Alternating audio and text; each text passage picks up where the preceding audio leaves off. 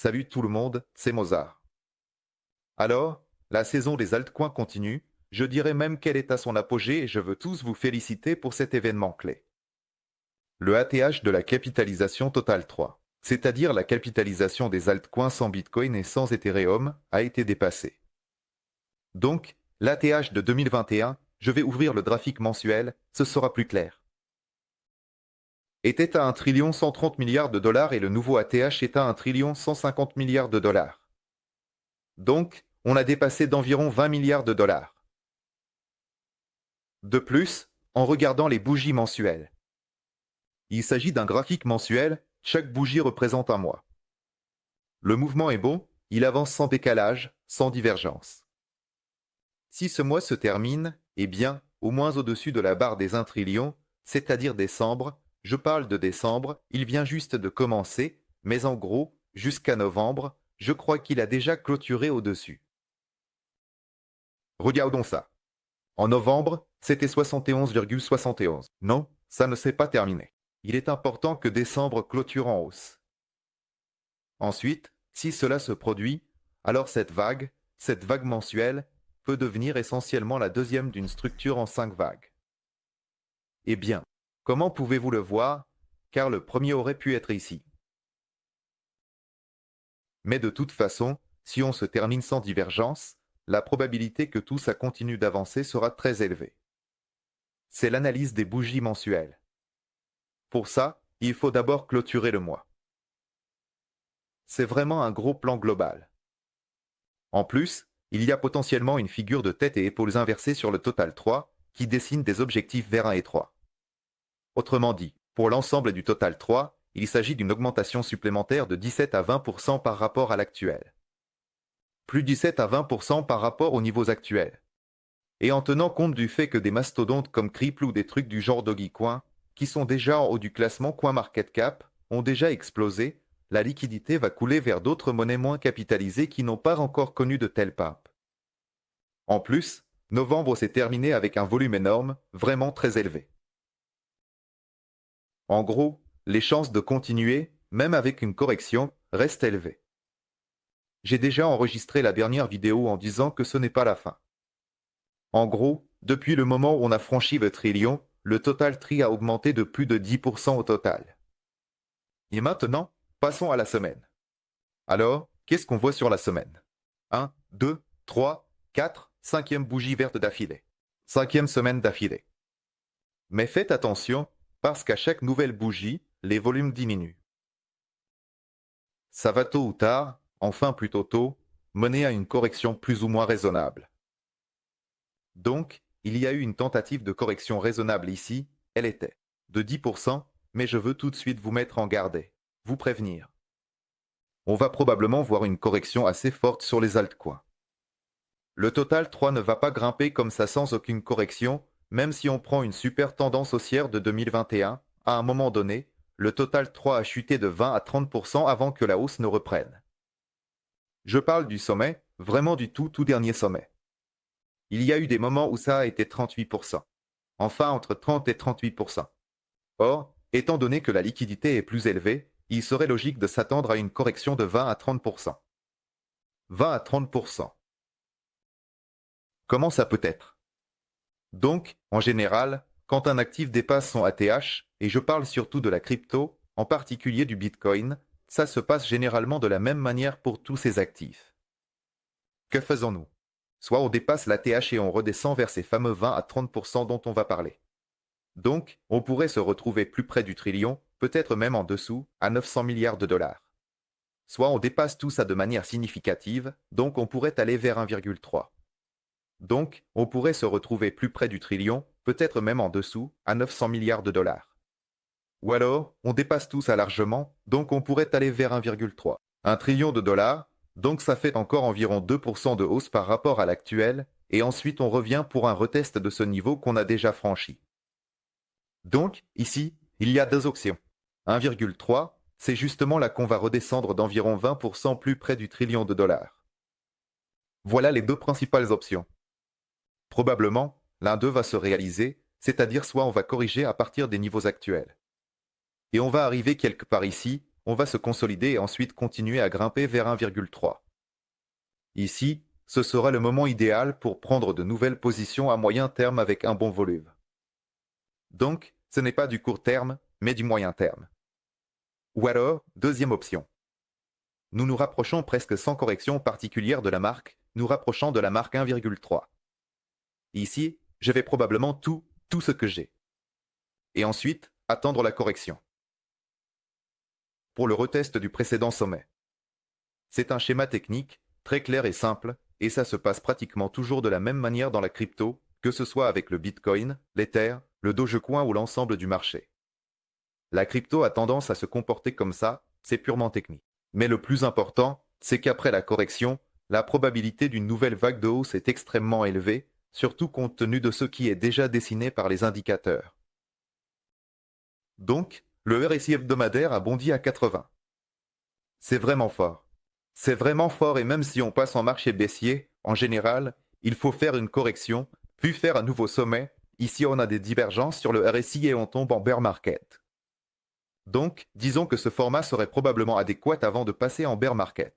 Bien que la façon dont le bear market va se présenter après l'acceptation du Bitcoin ETF, ça reste à voir. En tout cas, la liquidité dans le système a considérablement augmenté.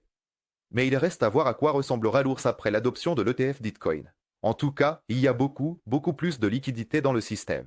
C'est l'analyse technique que j'attends en gros de la saison actuelle, des altcoins et aussi des monnaies qu'on a mises dans notre portefeuille. J'essaie de prendre ce profit partiellement au fur et à mesure qu'il arrive avec l'objectif que je vous ai indiqué, c'est-à-dire racheter en dessous quand il y aura cette fameuse correction.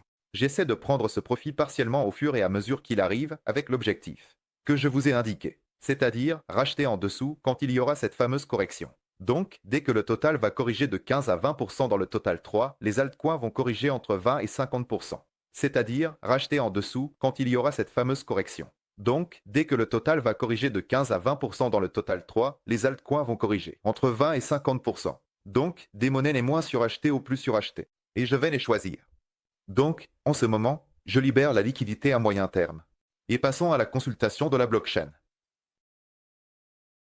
Et concernant les monnaies dont on a parlé, celles pour lesquelles je prends des profits, tout ça, tout ce qui se passe, c'est donné exclusivement dans le canal Telegram. Ici, on prend déjà des gains standards sur nos positions à moyen terme. Tout le portefeuille est en énorme profit. En gros, tout s'est passé comme je l'espérais, même mieux, même mieux. Et tous ces signaux ont été donnés exclusivement dans le canal Telegram. Je n'ai pas donné ces transactions sur YouTube. Par conséquent, si vous ne voulez pas manquer de nouveaux signaux indiquant que j'ouvrirai les mêmes transactions lors d'une correction là où je vais, je vous recommande de vous abonner à ma chaîne Telegram. Le lien est dans la description juste en dessous de cette vidéo. On va faire un petit tour rapide du blockchain, juste pour dire que la poursuite, oui, de l'alt saison est quand même possible sous deux conditions. La première est probablement la plus favorable. Tant que le Bitcoin est en mouvement latéral, là, il est en latéral à court terme. Tout fonctionne bien. Et la deuxième, c'est quand le Bitcoin monte, là aussi tout fonctionne. Juste pas aussi fort, parce que le Bitcoin prend une part de la domination.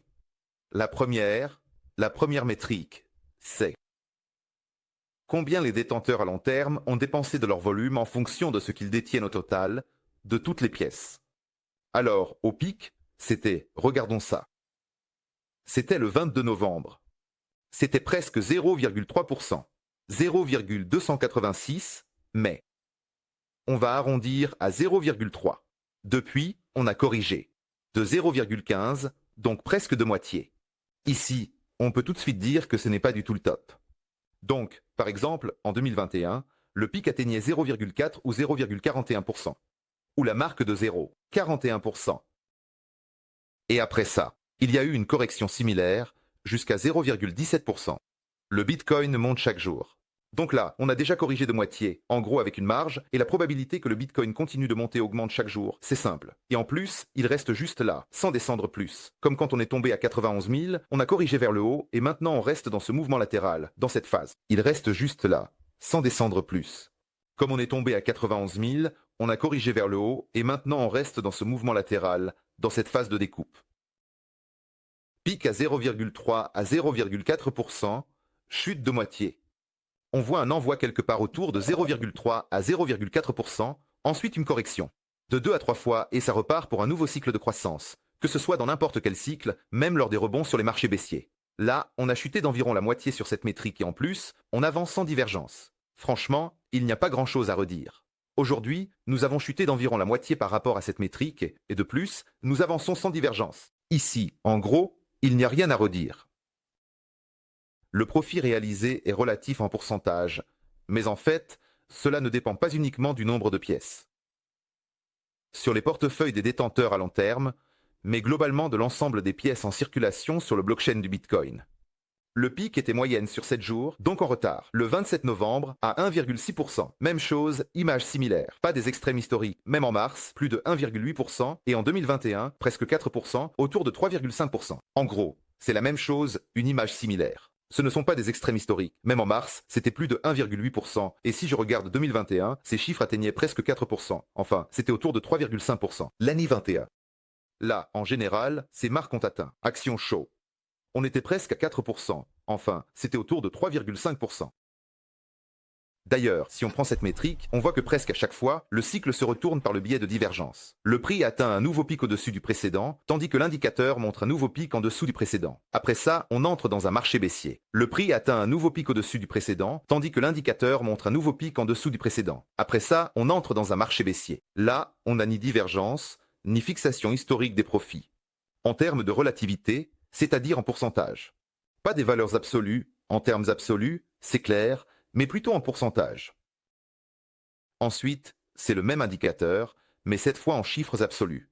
Vous avez vu, le profit réalisé a atteint un pic le 25 novembre à 2 milliards de dollars, donc spécifiquement des détenteurs à long terme, après quoi ce profit a chuté. D'environ, et bien pas de 4 fois, mais de 3 fois, donc jusqu'à environ 690 à 700 millions de dollars.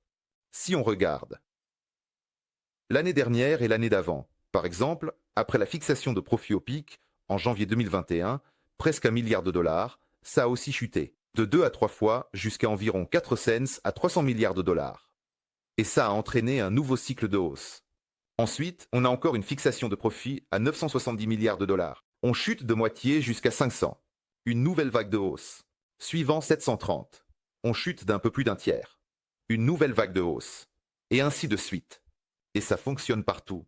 Et en 2017, c'était la même chose.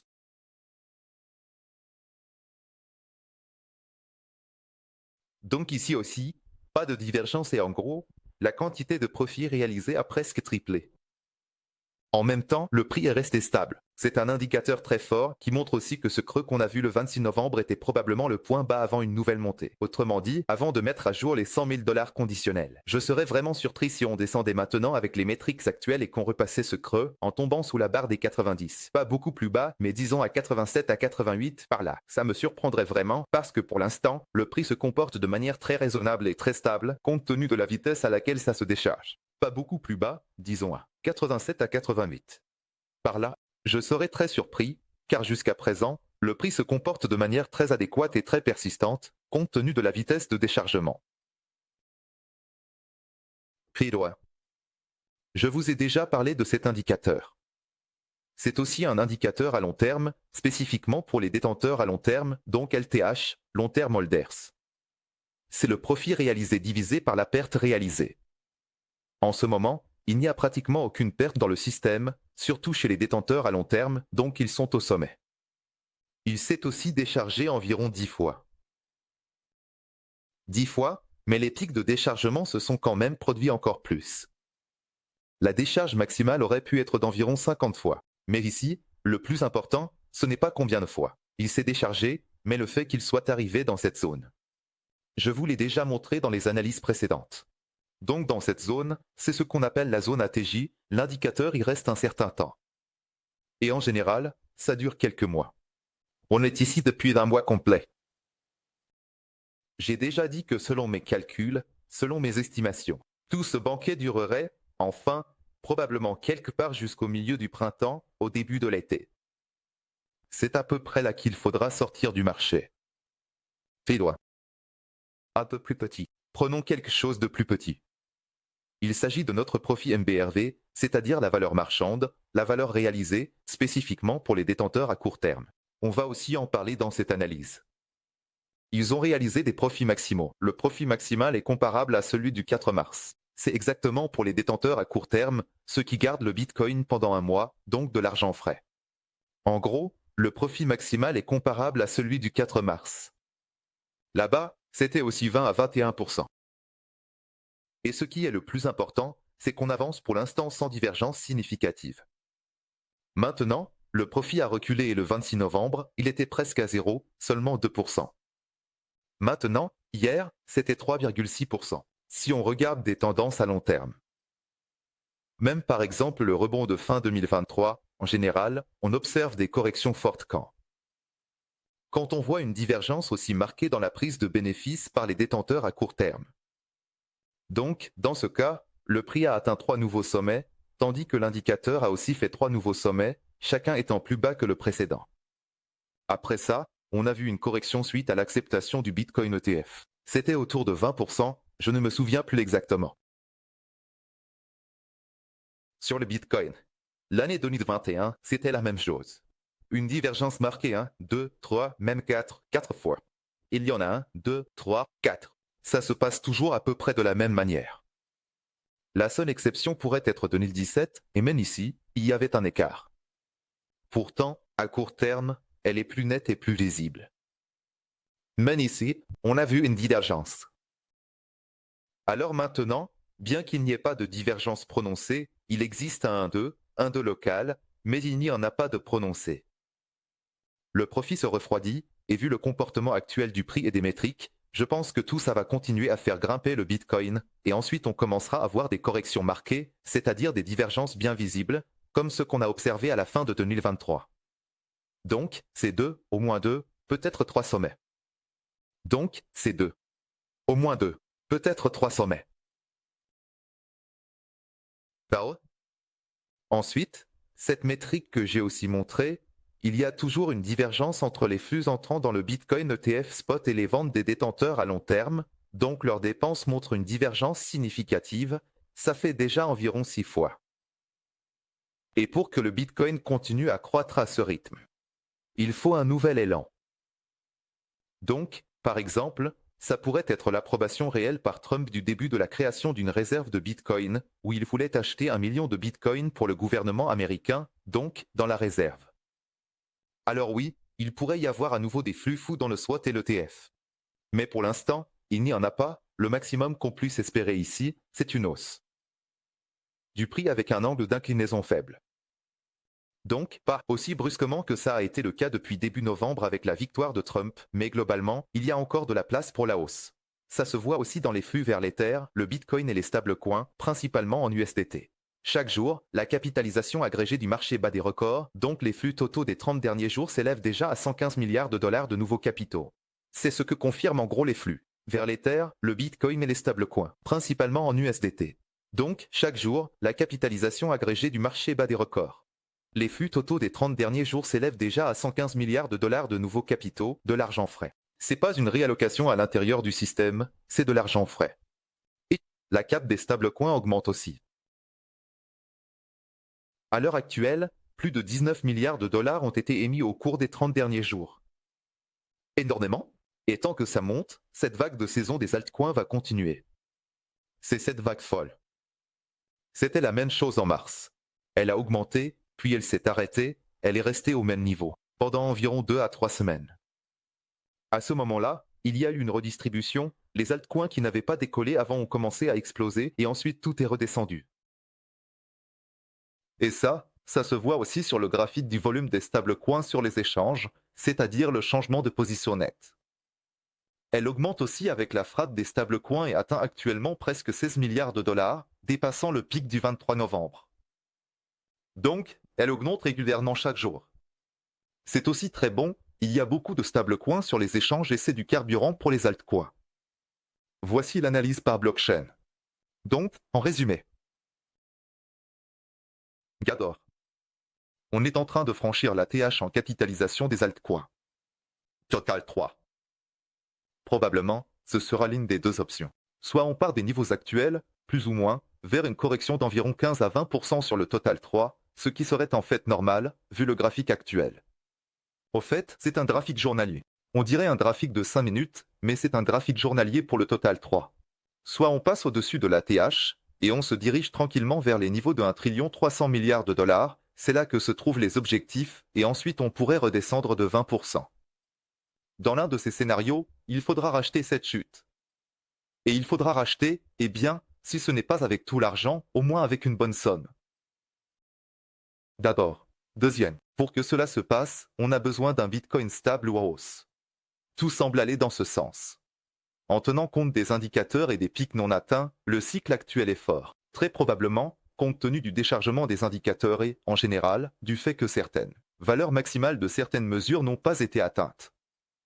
Bien que le cycle actuel se comporte en principe bien en termes de force. Et c'est exactement ça. Donc, le Bitcoin est dans une phase de consolidation et je pense qu'il est en bonne voie pour atteindre les 100 000 dollars dans un avenir proche. Et ce, avant de corriger ce creux à 91 000 dollars. Et c'est le avant. Il va mettre à jour cette correction, enfin, ce creux à 91 000 dollars. Donc, probablement, ça va arriver plus tôt. On dirait même sur le graphique qu'on est en train de se comprimer dans un triangle dont on va sortir par le haut, à peu près à cette hauteur. On peut donc estimer où il ira à partir du point de sortie, vers les niveaux de 105, 107, 108 000 dollars, peut-être même 110. C'est une cible qui est clairement évidente, un triangle bien marqué. Ça, c'est le deuxième point. Et le troisième, en gros, dès le premier point de sortie, c'est que lors des fortes corrections, il faut acheter. Et c'est pour ça que je prends activement mes bénéfices en ce moment, pour avoir un peu plus de liquidité disponible, afin de racheter la correction à venir sur l'altcoin. Merci à tous pour votre attention. C'était Mossar au micro. Bonne soirée à tous et à bientôt.